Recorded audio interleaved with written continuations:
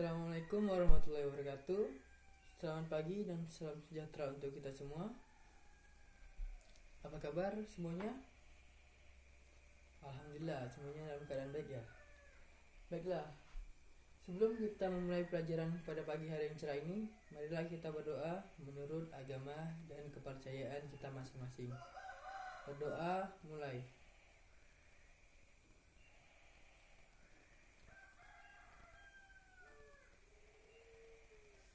Berdoa selesai.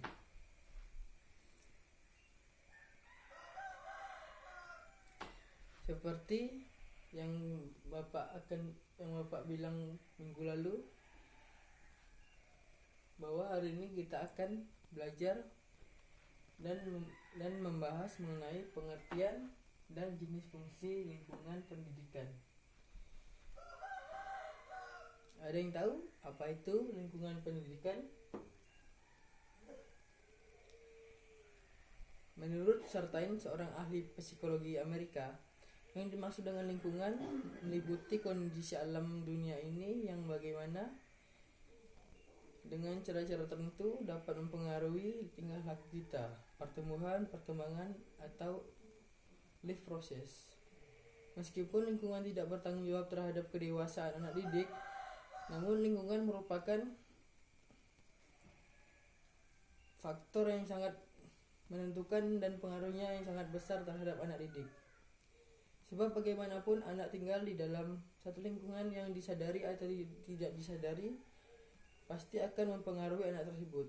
Pada dasarnya, lingkungan mencakup lingkungan fisik, lingkungan budaya, dan lingkungan sosial. Lingkungan sekitar yang dengan sengaja digunakan sebagai alat dalam proses pendidikan, misalnya pakaian, keadaan rumah, alat, permainan, buku-buku, dan alat peraga, dinamakan lingkungan pendidikan. Lingkungan pendidikan dibagi menjadi 3. Yang pertama,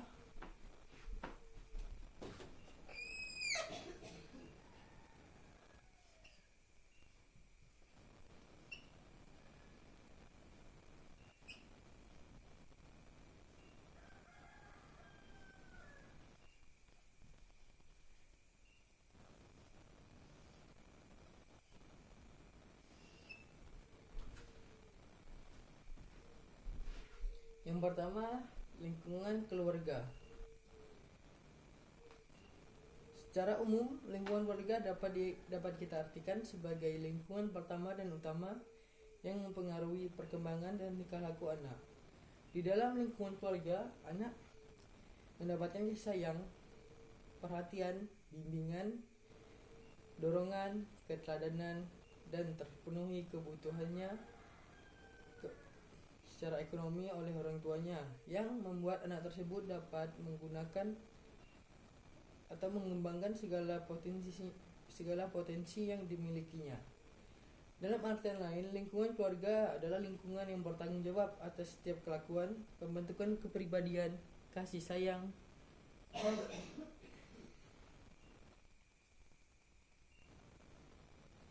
perhatian, bimbingan, kesehatan, dan suasana rumah.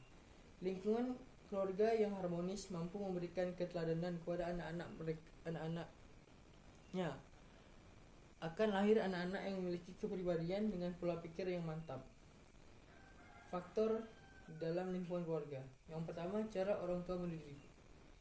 Cara mendidik yang dilakukan oleh orang tua terhadap anaknya memiliki pengaruh yang sangat besar terhadap minat belajar anak. Orang tua yang tidak atau kurang memberikan perhatian kepada anaknya akan menyebabkan anak tersebut kurang berhasil dalam belajarnya. Di dalam mendidik seorang anak,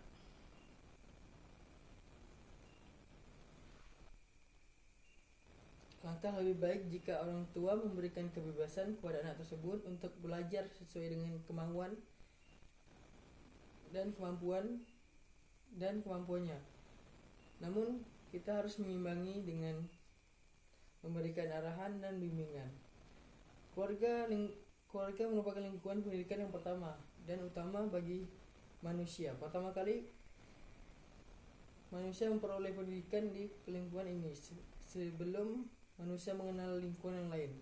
Selain itu, manusia mengalami proses pendidikan sejak lahir, bahkan sejak dalam kandungan. Pendidikan keluarga dapat dibagi menjadi dua. Yang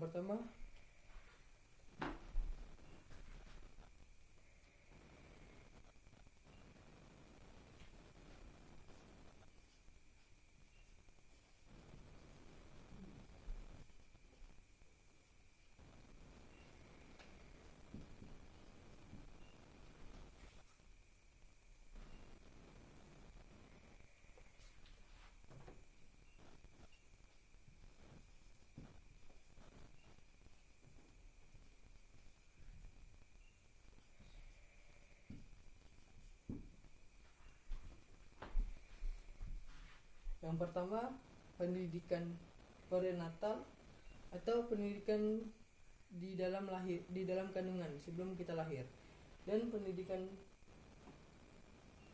postnatal itu pendidikan yang kita dapat setelah kita lahir.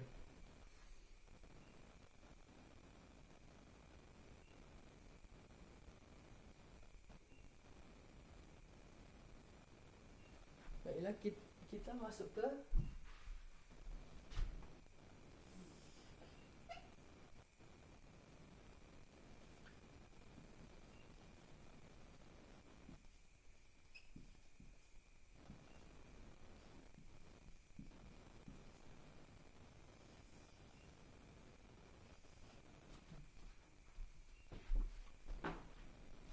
yang kedua. Kita masuk ke lingkungan sekolah. Ada yang tahu apa itu lingkungan sekolah? Secara umum, lingkungan sekolah dapat diartikan sebagai suatu sarana belajar yang penting dan perlu ada dalam sebuah sekolah. Jika hal tersebut tidak ada, maka semua proses belajar mengajar tidak dapat dilaksanakan dengan baik dan benar. Lingkungan sekolah dikondisikan sedemikian rupa hingga proses belajar anak dapat berjalan dengan baik dan benar. Sebuah lingkungan sekolah memiliki makna yang penting bagi manusia yang dewasa dalam berinteraksi dengan sesama teman siswa, dapat memberikan suasana nyaman, aman, dan kondusif bagi keberlangsungan belajar maupun pada saat istirahat. Oleh sebab itu, setiap potensi siswa dapat kita kembangkan di sekolah maupun di luar sekolah. Yang ketiga, kita masuk ke lingkungan masyarakat.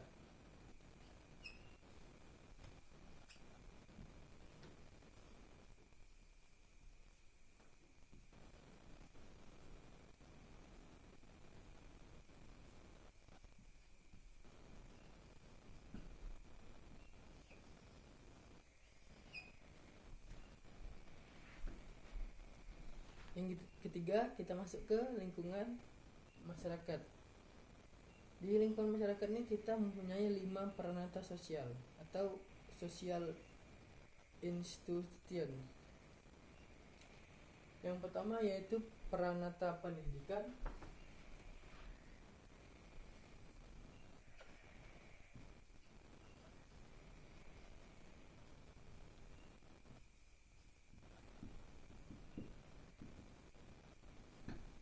Mana peranata pendidikan ini berfungsi sebagai atau mempunyai tugas sebagai upaya masyarakat untuk bersosialisasi. Yang kedua, peranata ekonomi.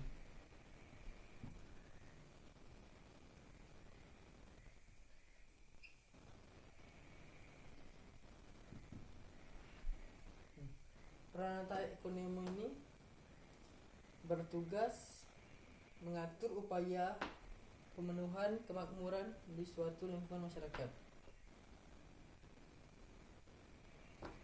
Yang ketiga,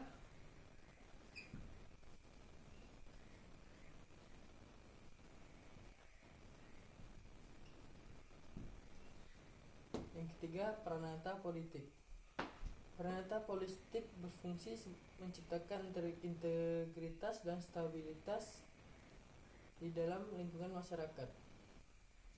Yang keempat, kita mempunyai peranata teknologi.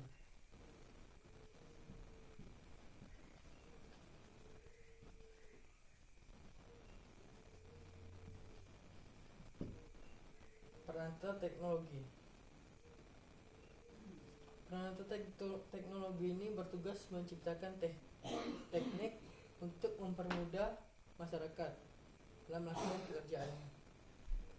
Yang terakhir dan yang kelima yaitu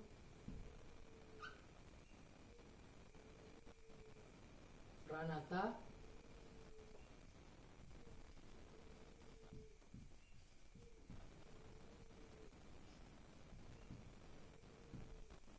dan yang terakhir yaitu Pranata moral dan etika yang bertugas mengurusi nilai dan penyikapan dalam pergaulan masyarakat.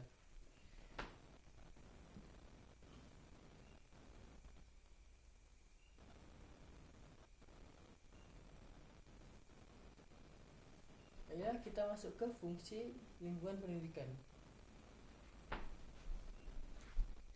Secara umum, fungsi lingkungan pendidikan adalah membantu peserta didik dalam berinteraksi dengan berbagai lingkungan sekitarnya, utamanya sebagai sumber daya pendidikan yang tersedia agar dapat mencapai tujuan pendidikan yang optimal. Seperti yang kita ketahui, proses pertumbuhan dan perkembangan manusia sebagai akibat interaksi dengan lingkungannya akan berlangsung secara alamiah, dengan konsekuensi bahwa tumbuh kembang itu mungkin berlangsung lambat dan menyimpang dari tujuan pendidikan.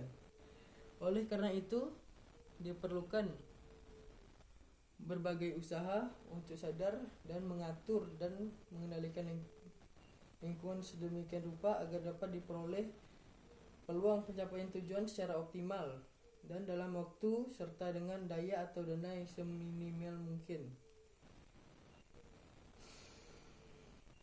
Dengan demikian diharapkan sumber daya manusia semakin lama semakin meningkat. Hal itu hanya dapat kita wujudkan apabila setiap lingkungan pendidikan dapat kita gunakan dengan sebagaimana mestinya. Baiklah, jika kita membahas lingkungan pendidikan, maka kita akan membahas mengenai tripusat pendidikan. Karena lingkungan pendidikan itu saling berkaitan dengan tripusat pendidikan.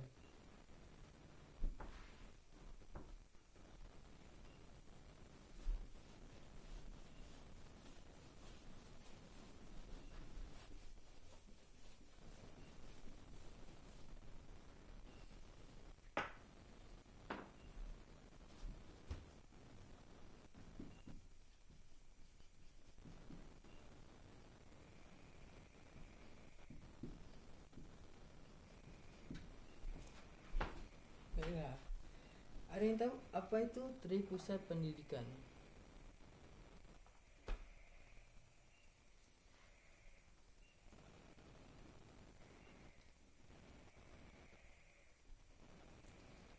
Kalau dilihat dari segi anak didik, tampak bahwa anak didik secara tetap hidup di dalam lingkungan masyarakat tertentu tempat ia mengalami pendidikan. Menurut Kajar Dewantara,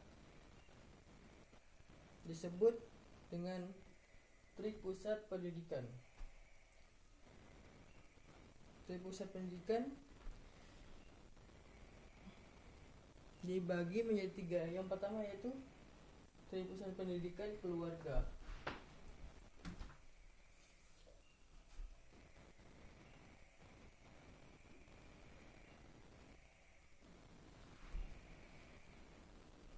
Tripusat pendidikan keluarga.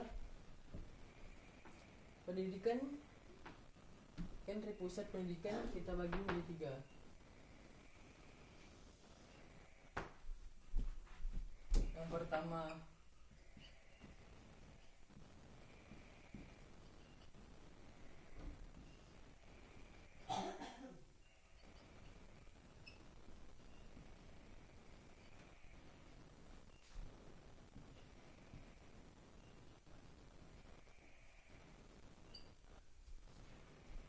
tripusat pendidikan bagi menjadi 3. Yang pertama yaitu pendidikan keluarga.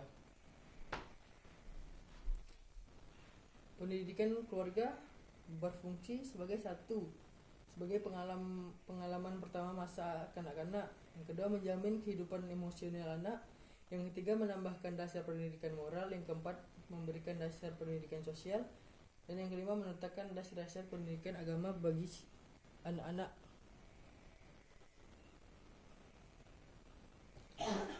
Itu merupakan fungsi dari pendidikan keluarga. Dan fungsi dari pendidikan sekolah yaitu yang pertama, membantu orang tua mengerjakan kebiasaan-kebiasaan yang baik serta menanamkan budi pekerti yang baik. Yang kedua, sekolah memberikan pendidikan untuk kehidupan di dalam masyarakat yang sukar atau tidak dapat diberikan di rumah. Sekolah melatih anak-anak memperoleh kecakapan-kecakapan seperti membaca, menulis, berhitung, dan lain-lain. Di sekolah memberikan pelajaran etika, keagamaan, estetika, pembenaran benar atau salah, dan sebagainya. Yang ketiga, masyarakat.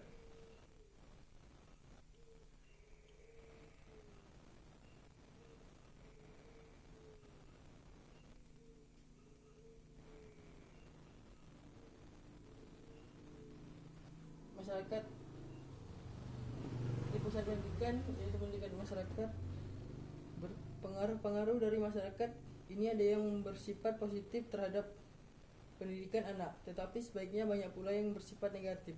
Yang dimaksud dengan pengaruh yang bersifat positif di sini ialah segala sesuatu yang membawa pengaruh baik terhadap pendidikan dan perkembangan anak, yaitu pengaruh-pengaruh yang menuju kepada hal-hal baik dan berguna bagi anak itu sendiri maupun baik dan berguna bagi kehidupan bersama. Pengaruh positif dari masyarakat ini banyak yang kita jumpai dalam kumpulan-kumpulan pemuda, organisasi-organisasi pelajar atau mahasiswa maupun organisasi-organisasi lain. Baik perkumpulan atau organisasi itu bergerak dalam lapangan kesenian, kebudayaan, olahraga, politik maupun yang merupakan organisasi biasa yang bersifat menghimpun dan menyatukan para anggota, seperti halnya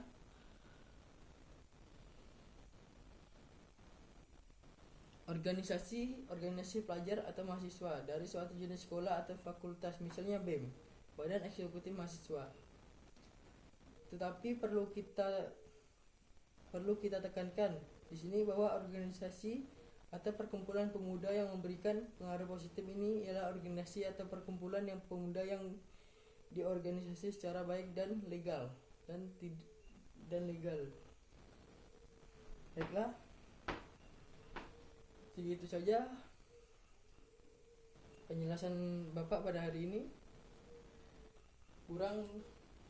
Kurangnya akan Bapak lanjutkan di pertemuan kita yang berikutnya, karena waktu pun sudah tidak cukup. Baiklah, ada yang ingin bertanya? Tidak ada. Baiklah, jika tidak ada yang bertanya, Bapak akan tutup. Sekian pada pelajaran pada hari ini. Bapak ucapkan terima kasih semuanya. Akhirul kalam. Assalamualaikum warahmatullahi wabarakatuh.